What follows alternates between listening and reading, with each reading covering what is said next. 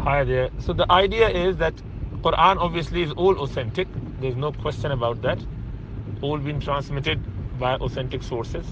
With regards to hadith, there are so many different hadith or saying of Prophet Muhammad sallallahu alaihi wasallam, but we need to verify them. There is a criteria, a very robust criteria, which is there has to be 5 conditions to fulfill before you accept any sayings of Prophet Muhammad sallallahu alaihi wasallam. So I would just briefly summarize them just for your benefit. How do we know as scholars the hadith is sahih or not, like the hadith is authentic or not? The sayings, there are many sayings people can come up with, and they normally present or show it to people, forward it to others. But how do we know which one is authentic, which is not? And people have this doubt in their mind.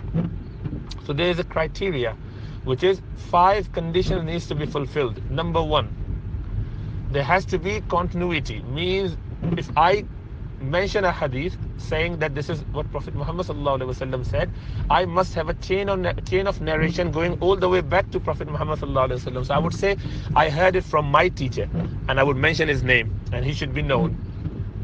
And he would then say that his teacher, and through the way all the way back to the Prophet Muhammad sallallahu alaihi wasallam. So there has to be a continuity.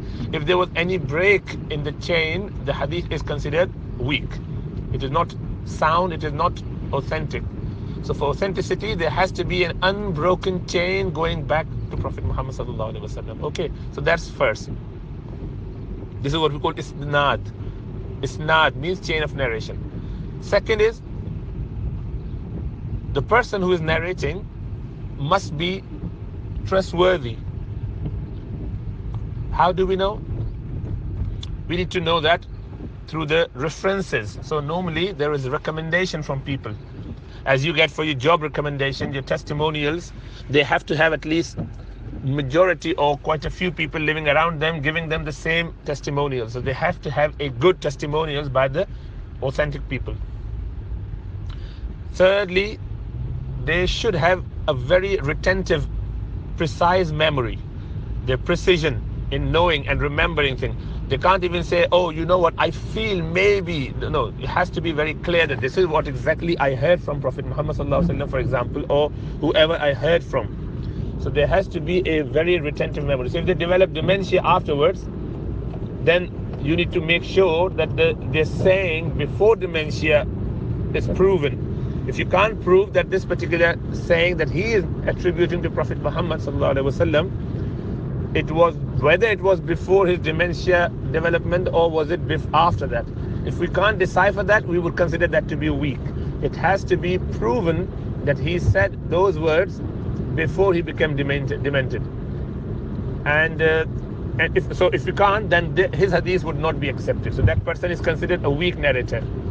If either his uprightness is questionable. For example, he was found to be committing a sin publicly, or his income wasn't fine, he betrayed someone, he lied. So if he has any of those things, someone has to complain against him in the community, in the society, then he is considered a weak narrator. He is not trustworthy, his statements are not taken.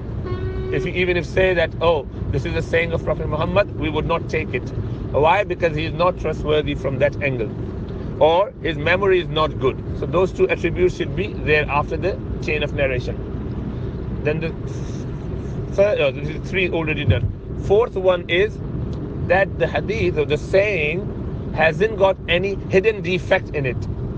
Hidden defect means, although I can narrate it from you because I have been in touch with Christian, you and Khalil both, but have I met you or not? I haven't met you. So there's a hidden defect. Although people can prove that we are both in UK at the same time, we had a chat as well, but did I hear this particular narration from you? I have to prove that. So that is, they should be at the same time, in the same place, with the same sheikh they're teaching, they're learning from. So there could be certain hidden defects, which we call ilal. So the narration should be free from that. And finally, there shouldn't be any anomaly. Anomaly means that there hasn't been anything which contradicts a proven fact. So for example, it shouldn't go against Quranic principle. It shouldn't go against the normative sayings of Prophet Muhammad sallallahu alaihi wasallam. For example, he would say, let none of you steal, for example. And the hadith saying, oh, if you're stolen for a good reason, it's okay. So do you know that stealing is generally impermissible in Islam? Or you can, take interest money if you were to. If someone says that, it can't be right, because interest money is haram in Islam. If Quran says so and the hadith says so, there are many narrations which are authenticated, they say so. So this particular hadith is going against established fact or authentic stuff which was already known to everyone. So then you wouldn't take that, because it means that you are going against established fact. So you can't do that. Or it's going against some intellectual, fact which is known and accepted by the normality. So a hadith is considered sahih or authentic only if it has those 5 conditions. Number 1, there has to be a chain of narration, unbroken chain. Number 2, the narrator must be upright and trustworthy. Number 3, there must be they must have retentive memory, good memory. And number 4, there shouldn't be any hidden defects. And finally, there shouldn't be no anomaly in that particular narration. If you fulfill those 5 criteria, then the hadith is considered sahih. Otherwise, you would not take it to get the rulings. Obviously, for certain thing, you might still be able to use it. For example, it doesn't give you any ruling. It only gives you, it is good to do it. If you don't do it, doesn't matter. So it's like, encouragement or discouragement. But that's a different matter.